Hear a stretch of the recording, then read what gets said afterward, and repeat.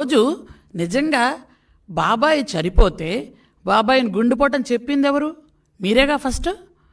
బాబాయ్ గుండెపోటని చెప్పిన తర్వాత వాళ్ళ కూతురికి అనుమానం వచ్చి ఏమిటి అని ఆరా తీస్తే ఇంటి నిండా బ్లడ్ ఉంటే లేదు మా నాన్నగారు గుండెపోటు కాదని ఆవిడ అనుకుంటుందని అప్పుడొచ్చి అన్నదమ్ములు ఇద్దరు, ఈయనతో పాటు ఇంకొక ఆయన ఉన్నాడు కదా ఎంపీ, ఇద్దరు వచ్చి వీళ్ళిద్దరూ డ్రామాలు వెళ్ళారు. అప్పుడు ఇలా కొట్టారు, ఇలా చంపారు, ఇలా లాగారు అని పూర్తిగా ఖండాలుగా గొడ్డలతో నరికి చంపేస్తే గుండెపోటని చెప్పినటువంటి దొంగ నాటకాలాడిన మీరు ఈరోజు ప్రజాస్వామ్యం గురించి మాట్లాడతారు.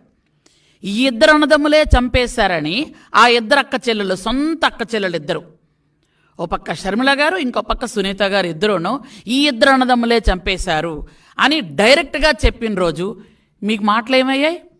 ఆ రోజు ఎందుకు సిబిఐ ఎంక్వైరీ పెట్టలేదు? నిజంగా